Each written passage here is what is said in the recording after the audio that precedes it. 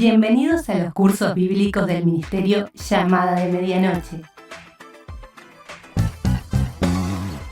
Una propuesta nueva para conocer y entender las Sagradas Escrituras y dar crecimiento a pastores, misioneros y a toda persona que quiere estudiar y crecer en su vida cristiana. Porque la Biblia dice en el Salmo 119:130: la exposición de tus palabras nos da luz y da entendimiento al sencillo. Un material de excelente calidad educativa y de producción. Totalmente gratis. Por más información, www.llamadaweb.org o búscanos en nuestras redes sociales, Facebook, Twitter, Instagram y YouTube. Comunicate vía WhatsApp al 099 000 540. Si estás fuera del Uruguay, prefijo más 598. Disfruta la clase de hoy. Bien, vamos a seguir con nuestro estudio de esta preciosa carta a los Gálatas. Y estábamos en el capítulo 5. Estábamos viendo las diferentes cuestiones con el enfrentamiento entre ahora la libertad en el espíritu y el libertinaje, los versículos 3 al 15. Pero ahora vamos a entrar de lleno en lo que es la lucha entre espíritu y carne, que encontramos justamente en los versículos 16 al 26 del capítulo 5. Vamos a leer en primer lugar los versículos 16 y 17. Digo pues, andad en el espíritu y no satisfagáis los deseos de la carne. Porque el deseo de la carne es contra el espíritu y el espíritu es contra la carne, y estos se oponen entre sí para que no hagáis lo que quisiereis. 18 quizás también, pero si sois guiados por el espíritu, no estáis bajo la ley. Entonces, acá empezamos a hablar acerca de la libertad en el espíritu, lo que esto conlleva, lo que no está adentro. En estos versículos se nos describe entonces la realidad de un conflicto continuo que pasa en el ser interior de cada creyente y los resultados que se obtienen de acuerdo a quién sale vencedor en esta lucha. Es el conflicto carne versus espíritu. Es una lucha entre el ser dominado por las pasiones de la carne, obviamente, o el ser dominado y ser gobernado y actuar en el poder del espíritu. Cuando hablamos de carne o carnalidad, nos referimos obviamente a todo lo que surge ajeno a la gracia de Dios y el poder del Espíritu Santo. O sea, la carnalidad no solo son las exteriorizaciones sexuales o ataques de ira, es mucho más que esto. Incluye una gran cantidad de cuestiones prácticas, pecados que lamentablemente también son vistos entre los creyentes. En todo aquello que proviene del esfuerzo humano, sus capacidades, sus deseos, filosofías, que desplazan, que corren, que no cuentan con la gracia de Dios y el Espíritu y el poder del Espíritu Santo. Entonces ahí se muestra la carnalidad. Esto resulta en un conflicto constante.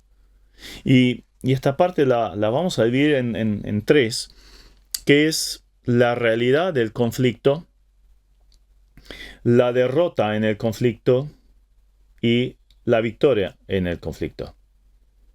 Ya habíamos leído allí el 16 y el 17. Andad en el espíritu y no satisfaréis los deseos de la carne, porque la carne es contra el espíritu, etc., ¿no? Aunque se nos exhorta a andar en el espíritu, esto incluye la idea de que el cristiano sigue teniendo la naturaleza vieja. O sea, vamos a tener esta realidad hasta que muramos o el Señor nos venga a buscar a su iglesia. La nueva vida es como un injerto en un árbol. He hecho varios injertos y a veces resultan, a veces no. Y dependiendo de eso hay frutos o no. Pero sigue estando la vieja naturaleza. Y lo he visto muchas veces, por ejemplo, en rosas que han sido injertadas, dan unas flores maravillosas y abajo, por debajo del injerto, ahí surge un estolón, una ramita de la naturaleza vieja. Y en vez de tener una rosa grande roja, hay unas rositas chiquititas silvestres, ¿no? Entonces, la vieja naturaleza tiende a salir con sus brotes, con sus ocurrencias. Y obviamente traen frutos malos. Primero que le quita fuerza a lo que realmente es bueno y después produce obviamente consecuencias negativas. Y entonces depende muchísimo si realmente andamos en la llenura del Espíritu Santo. O sea, justamente acá nos exhorta a andar en espíritu. Para andar en espíritu hay que evitar ciertas cuestiones. Hay que dejar de contristar el espíritu, o sea, pecar deliberadamente, y también apagar el espíritu. Esas dos cosas no deben haber. Luego empieza uno a andar en el espíritu. Entonces, a continuación vemos lo que incluye esto de andar en el espíritu. En primer lugar, entonces vemos que se requiere asumir el conflicto. Realmente tenemos que asumir esta realidad. Los creyentes que andan en un espíritu renovado por el Espíritu Santo, entonces encaran el conflicto, atacan. Hay un conflicto entre carne y espíritu. Esto es una realidad, es una lucha a brazo partido entre la vieja naturaleza y la nueva. Incluye la mente, el cuerpo, las emociones, la voluntad, toda nuestra personalidad está incluida. Y bueno, este conflicto el creyente espiritual no lo menosprecia, no lo deja de lado porque sabe que está. Y podremos tener la victoria si queremos hacerlo con la ayuda del Espíritu Santo. Ahora, este conflicto es continuo. El verbo justamente está en el original, está en presente imperativo. O sea, como dice acá, digo pues, andad. Es continuo. Anda en el Espíritu. Eso es una decisión cotidiana y no solo cotidiana, es de cada minuto. Tenemos que decidir andar de acuerdo al Espíritu. Y si este andar se realiza en dependencia del Espíritu, entonces será un avanzar constante y no se cumplirán los deseos de la carne. ¿Qué significa eso de andar? Justamente es todas las actitudes que tenemos, todas las acciones, los pensamientos, las motivaciones, en función de ir en una dirección. Yo puedo andar en dirección a la carne, pensando, actuando, hablando, escuchando, todo relacionado con la carne, pero puedo andar también en la otra dirección, absolutamente en dependencia del Espíritu Santo. Bueno, esto es el andar, lo continuo. Y obviamente se tiene que hacer en la dependencia del Espíritu Santo. De lo contrario, esto no va a funcionar. No nos podemos apoyar en nuestra propia fuerza. Ninguna persona, ningún creyente, por más famoso predicador que sea, tiene el poder de controlar los deseos de la carne. Ya nombramos al apóstol Pablo. ¡Ay de mí! ¿Quién me puede librar de este cuerpo de muerte? La razón es sencilla. La carne lucha por dominar. Sería como una cinchada, ¿no?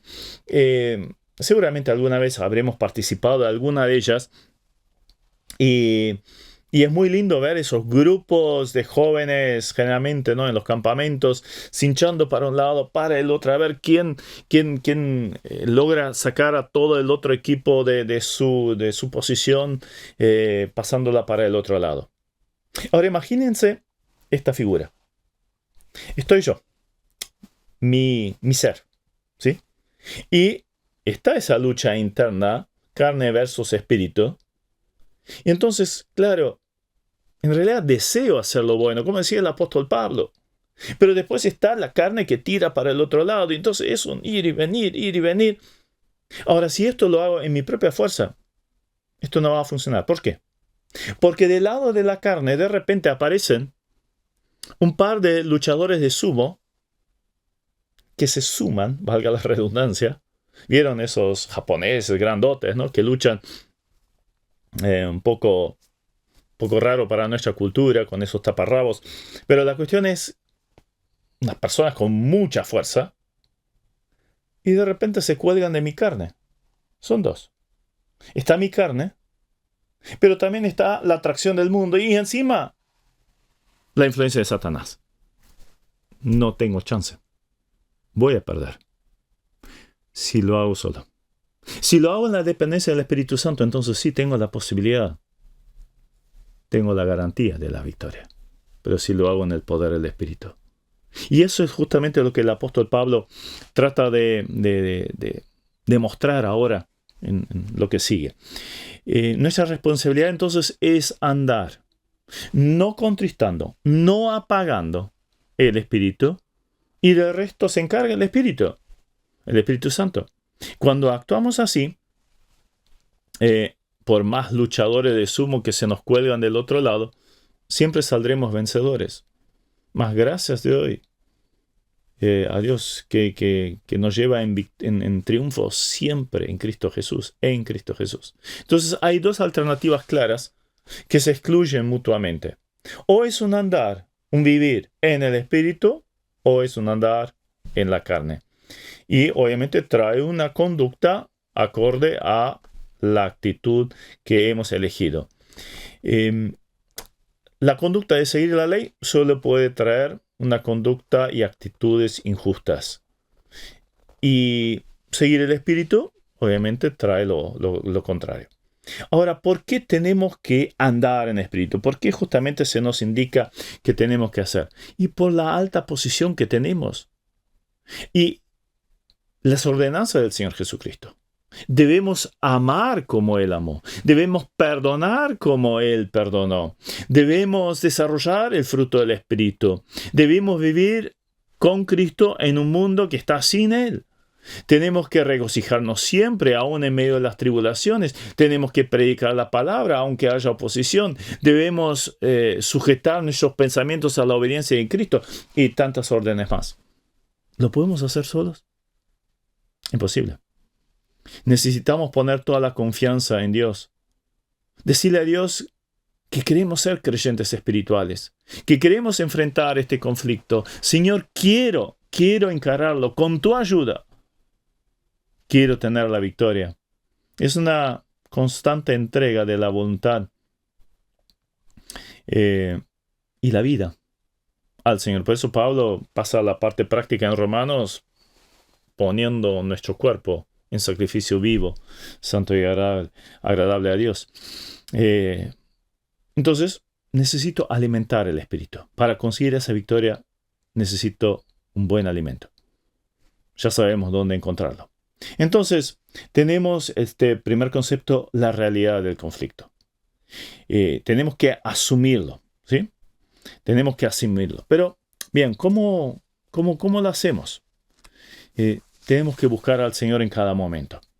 Ahora, si no asumo el conflicto, va a haber una derrota. O lo asumo pero no hago nada, entonces va a haber una derrota en el conflicto. Y esto es lo que vemos en los versículos 19 al 21.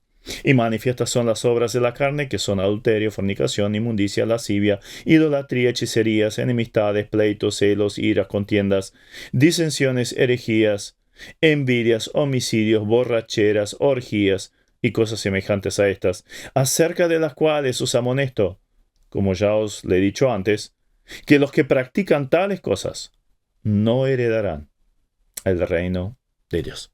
Ahí tenemos la derrota en el conflicto. Acá aparece una gran lista de rasgos, obras de la carne, que no solo los inconversos cometen, sino también los creyentes pueden cometer. Los pecados de la carne enumerados en este pasaje se observan a lo largo de toda la sociedad. Lamentablemente a veces también en la vida de los creyentes. Fácilmente culpamos a cuestiones exteriores, políticos, las circunstancias del país, las crisis o lo que fuera. Culpamos a los demás por estas situaciones, pero no tenemos que dar lugar a esto porque justamente es nuestra responsabilidad. Está en nosotros esto. Está en nosotros mismos. Entonces, vayamos a ver estos rasgos de la carne estos frutos, obras de la carne. Y hay un par de áreas diferentes. En primer lugar, el área moral. Manifiestas son las obras de la carne, que son adulterio, fornicación, inmundicia, lascivia. Adulterio, sabemos muy bien, es la infidelidad sexual al esposo o a la esposa, al cónyuge. Obviamente también es observar con lascivia alguna persona que no sea el cónyuge. Películas, internet, pornografía, entra todo en adulterio, ¿no?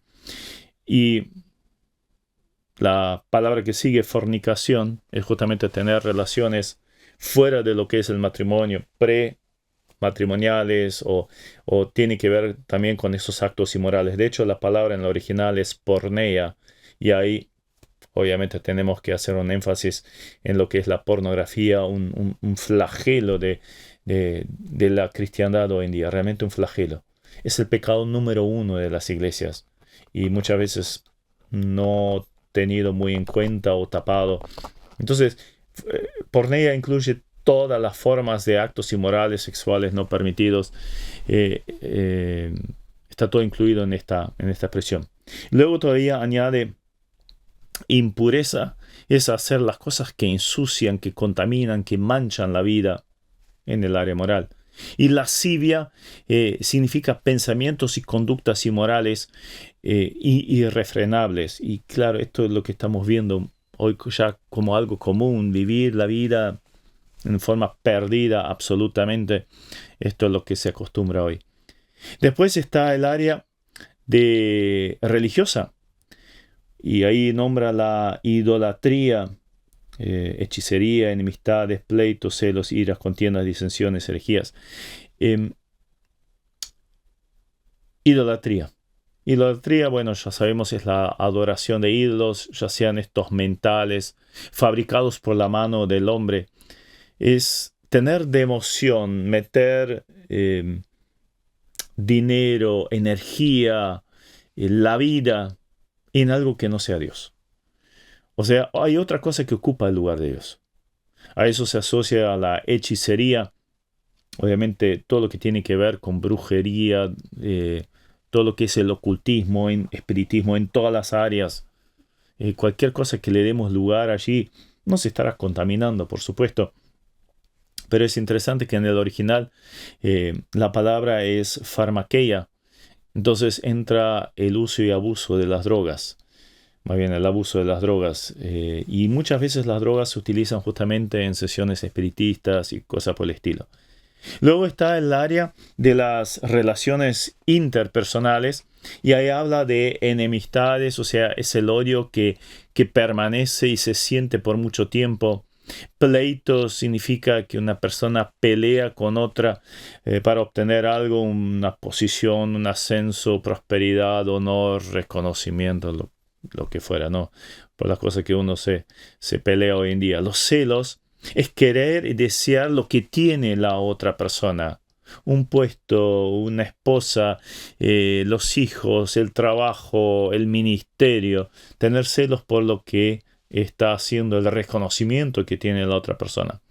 Luego las iras son esos exabrutos, esas explosiones de enojo, indignación, un temperamento violento, explosivo, de mal humor, mal carácter generalmente. No es, como veíamos antes, ese enojo que perdura en el tiempo, es ese más impulsivo. Tampoco debería haber. Hay algunas razones puntuales donde sí, en Efesios 4, airaos, pero enseguida lo asocia, no pequéis, no le des lugar al diablo, no se ponga el sol sobre vuestro enojo. Puede haber indignación correcta, santa, respecto a grandes injusticias, maldades, ataque a la santidad de Dios, sí, pero no puede mantenerse en el tiempo, porque si no le damos lugar al diablo, se convierte en rencor, en amargura, en raíz de amargura, ¿no? Seguimos entonces con contiendas, es ese conflicto, pelea, lucha, rivalidad. ¿Estaré hablando de algo que pueda pasar en alguna de nuestras iglesias? Disensiones, básicamente sedición, división. Y ay de aquel, ya hablamos de esto, es poner en contra a los demás, obviamente influenciados por lo que nosotros decimos. Herejías es rechazar las creencias fundamentales de Dios y seguir, bueno, como le estaba pasando justamente a los Gálatas. Envidias, esta palabra va más allá que los celos. El celo es simplemente desear lo que tiene el otro. Pero la envidia va todavía más. No solo quiere las cosas que tiene el otro, sino que también que resiente que el otro las tenga y se alegraría que el otro las perdiera. Básicamente eso sería la envidia. Después está el área íntima, homicidios, matar, tomar la vida de otra persona o la propia, también podría ser. Hacer aquello que realmente daña la vida conscientemente, ponerla deliberadamente en peligro. Borracheras, creo que la palabra ya lo dice todo. Orgías, o sea, libertinaje, indulgencia, darle lugar al placer descontrolado. Y luego sigue y cosas semejantes a estas. O sea, evidentemente la lista no pretende ser completa. Podríamos ir a Romanos 1, tenemos otra lista larguísima. ¿Hay algo de esto en nuestra vida? Permitimos algo de esto, llevémoslo a la cruz. Llevémoslo a la cruz. Los que practican tales cosas, decía el apóstol Pablo acá, no heredarán el reino de Dios. Y la clave está acá en practican. O sea, que viven conscientemente, continuamente en ello, sin cortar con ello, sin arrepentirse de ello. Entonces sí, están demostrando con ese estilo de vida que no son creyentes. El creyente puede caer en alguna de estas exteriorizaciones. Si ustedes se fijan cómo sigue después en Gálatas 6:1, hermanos, si alguno fuere sorprendido en alguna falta, o sea, lo atrapó, lo tropezó con esta falta, pero no vive conscientemente en este pecado, no se arrepiente del pecado, básicamente, esa es la idea, ¿no? Bien, esto es la pérdida en el conflicto, ¿no? La derrota en el conflicto. Y si esto ha pasado o pasa, ¿qué tenemos que hacer? Y si confesamos nuestros pecados, Él es fiel y justo para perdonarnos nuestros pecados, limpiarnos de toda maldad. Es confesar, decir lo mismo. Señor, yo tal cosa. Yo le di lugar a la envidia. Señor, yo le di lugar a la ira. Señor, yo adulteré. Yo forniqué. Con todas las letras. Para que tengamos presente lo serio del pecado, como lo ve Dios, o lo más posible. Entonces pasemos a lo que es la victoria en el conflicto. A partir del versículo 22, tan conocido, más el fruto del Espíritu es amor, gozo, paz, paciencia, benignidad, bondad, fe, mansedumbre, templanza. Contra tales cosas no hay ley. Hasta aquí. En primer lugar, vamos a ver algunos aspectos generales del fruto del Espíritu. El origen del fruto es del Espíritu. O sea, no es algo que yo pueda producir. Es del Espíritu. Viene del Espíritu.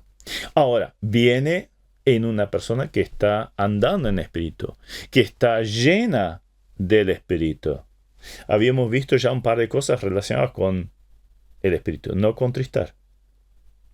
O sea, pecados deliberados. No apagar. O sea, es no hacer aquello que deberíamos hacer. Ir y predicar el Evangelio. Amar a vuestros enemigos. Enemigos. Amar al prójimo. Servir, etc. Utilizar los dones. Eso, si no lo hacemos, estamos apagando el Espíritu. No contristar, no apagar. Andar. Hay algo que me había olvidado resaltar, que decía el versículo 16, andad en el Espíritu y no satisfagáis los deseos de la carne. En realidad en el original dice, y no satisfaréis los deseos de la carne. O sea, andando en el Espíritu, no vamos a caer en las manifestaciones, las obras de la carne o el fruto de la carne. Entonces, no contristar, no apagar, andar, ser llenos del Espíritu y entonces se va a producir el fruto del Espíritu, con estas preciosas verdades que recién hemos leído. Vemos entonces el origen, es del Espíritu. Ahora, vemos también la unicidad del fruto. No dice frutos del Espíritu, sino dice el fruto del Espíritu. Aunque son 9 aspectos diferentes. Me gusta ilustrarlo con un racimo de uvas. El fruto de la vid es el racimo, es el fruto. Pero cada uvita es una de estas manifestaciones. O podríamos ilustrarlo con un diamante, con las diferentes facetas que tiene. Es un diamante, pero estamos viendo diferentes caras que se manifiestan de diferentes formas y sobre todo cuando le llega la luz. Es fascinante, maravilloso, precioso. Bueno, esto debería ser entonces lo que es el fruto del Espíritu. La unicidad, uno solo. Este fruto se evidencia en el servicio como en el carácter del creyente y sobre todo ahí. Entonces es una cuestión bien personal. Es algo que el Espíritu Santo quisiera obrar en nuestra vida y luego obviamente esto se va a manifestar hacia afuera. La diferencia con los dones es bien evidente. Los dones son dados por el Espíritu de acuerdo a cómo Él decida. El uno tendrá el don de enseñanza, el otro el don de evangelista, el otro el don de dar, etc. Pero cada uno como el Espíritu decide. Pero el fruto del Espíritu lo puede tener cualquier creyente y deberíamos tener. Todos el fruto, debería manifestarse el fruto del Espíritu. Ahora, empecemos allí rápidamente. Creo que es muy conocido estos conceptos. No voy a ahondar demasiado. Pero tiene que ver con amor. Es obviamente el amor ágape en griego. Es ese amor que está en el seno de la Trinidad. Es ese amor que se manifestó al mundo. De tal manera amó Dios al mundo. Entonces, básicamente, tiene que ver con un amor sacrificial. Estar dispuesto a dar, a hacer, aún sin recibir nada a cambio. Y empieza con esto. 1 Corintios 13, el capítulo del amor por excelencia. Si queremos entender un poquito más lo que esto conlleva, entonces estudiemos 1 Corintios 13. Lo que no es el amor, lo que no hace el amor, lo que sí hace el amor. Tenemos esa parte del fruto del Espíritu. Luego sigue el gozo. Y no se trata allí de una alegría exterior, me estoy riendo a carcajadas, sino más bien una profunda satisfacción, ese gozo interior basado en la reconciliación. Por ejemplo, Romanos 5:11, la hermandad entre creyentes, el lugar que ocupamos en Cristo, la posición encumbrada que tenemos, la esperanza gloriosa de la venida de Cristo, la resurrección corporal, etc. O sea, el privilegio de ser un hijo de Dios, el privilegio también de servir a Dios. Esto llena de gozo, claro. Gozo da servir a Cristo, decía ese antiguo himno. Entonces, esto puede hacer que aún en medio de pruebas, en medio de oposición, podamos estar gozosos. Uno puede estar llorando exteriormente, pero tiene ese gozo interior. Después sigue con paz. La palabra griega eirene proviene de un verbo que indica la unión de diferentes componentes antes antagónicos, que ahora de repente se unen. Y es lo que justamente se hizo en base a la salvación, Romanos 5 otra vez. La paz para con Dios. Se hizo la paz. Antes antagonistas. En base al sacrificio de Jesucristo ahora hay paz. Y esa paz puede llenar el alma, debe llenar nuestro ser completamente. Para desarrollarse como parte del fruto es necesario que confiemos completamente en Dios. Él está a cargo de nuestra vida, no se le escapa detalles, aún en caminos que no se entienden. La paz es ese estado tranquilo del alma. Con mi alma está bien. Con mi alma está bien. Es que se encuentra asegurada la salvación de Cristo. Varias veces estuve al borde de la muerte y en el primer momento había angustia y en el siguiente momento yo sabía, ahora me muero, pero una paz profunda. Bueno, esto es porque nuestra vida está asegurada con Cristo o a través de Cristo con Dios.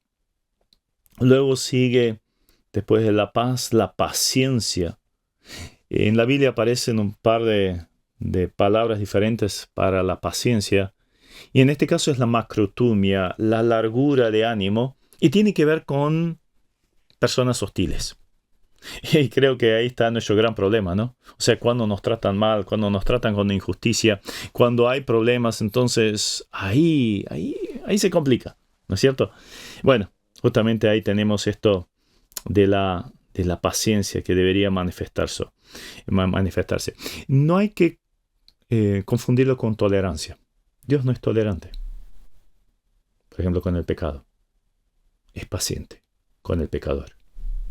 No lo tolera. Después está la benignidad. Es una disposición del corazón que se refleja en el deseo de tratar a los demás con amabilidad.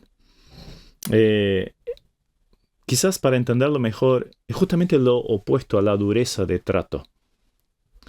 El apóstol Pablo exhorta a los varones en los matrimonios que no sean duros, que no traten con dureza a sus esposas, que las traten como vaso frágil, más frágil.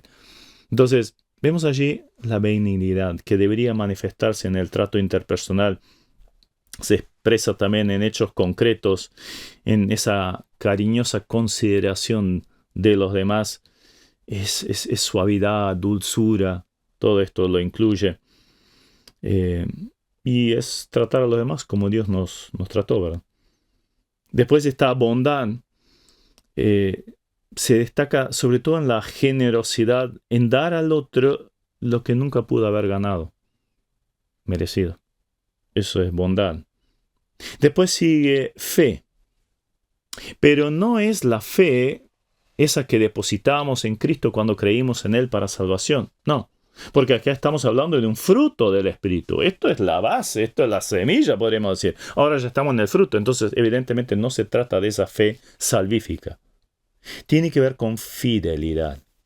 Es que el creyente dominado por el Espíritu Santo es fiel.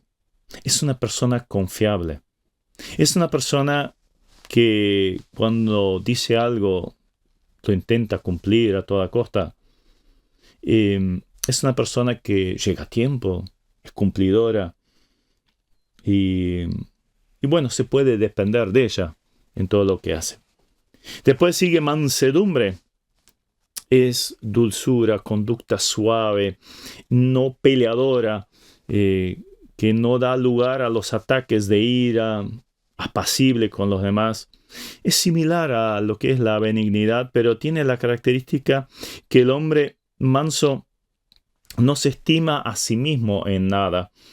No tiene posiciones que ocupar o defender. No, esta es mi posición, esto es lo que merezco yo, me tendrían que tratar de esta forma. Esto es orgullo. Esto no es mansedumbre. De hecho, la mansedumbre es hija de la humildad, así como la rebelión es hija de la soberbia. Entonces ahí tenemos quizás con la contraposición tenemos una explicación un poco más clara. Y al final aparece el aspecto de la templanza. Y viene de kratos, fuerza, tener dominio sobre. De hecho, más fácil para nosotros, una palabra más cotidiana, una expresión más clara, dominio propio. Dominio propio sobre las pasiones, a los deseos de la carne, a los impulsos de uno mismo, de salir corriendo inmediatamente por alguna cuestión. Bueno, estos son las diferentes características que se manifiestan en el fruto del Espíritu.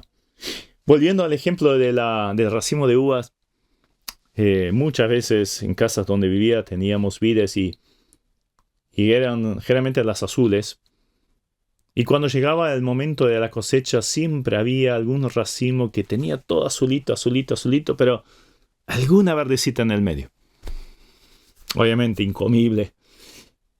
¿No será así que también a veces en nuestra vida aparece alguno de esos aspectos? ¿Cómo andamos a propósito con el fruto del Espíritu? ¿No nos gustaría tener en plenitud el fruto del Espíritu en nuestra vida? Bueno, si vivimos por el Espíritu, andemos también por el Espíritu, como dice el versículo 25. Vivamos de acuerdo a esto. El versículo 24, ¿qué tengo que hacer? Crucificar la carne. Mantenerla muerta. No darle lugar a que se pueda manifestar. Entonces esto va a funcionar. De lo contrario, no. Y Pablo termina este extraordinario pasaje con una advertencia en el versículo 26. No nos hagamos vanagloriosos, irritándonos unos a otros, envidiándonos unos a otros.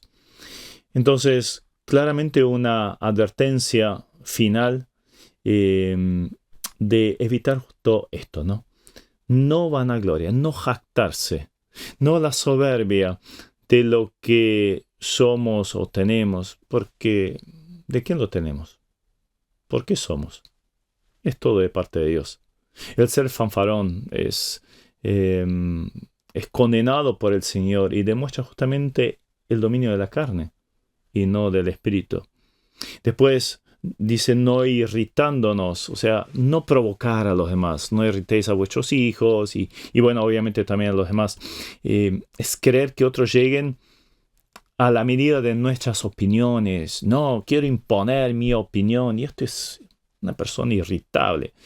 Es la agresividad que se impone cosas a los demás por la fuerza y advierte de la envidia. Ya la nombró en la lista de las obras de la carne.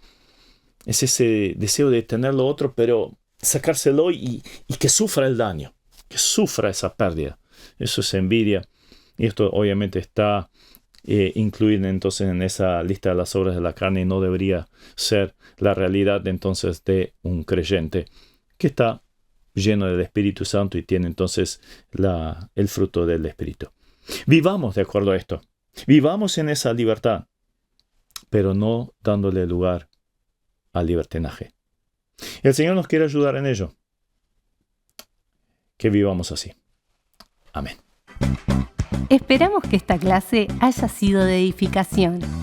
Recuerda que en nuestra página web www.llamadaweb.org podrás encontrar el complemento de esta clase con las notas y material extra. Busca la pestaña Cursos Bíblicos y regístrate para tener más material totalmente gratis. Gracias a todos los que ofrendan para que este material siga produciéndose.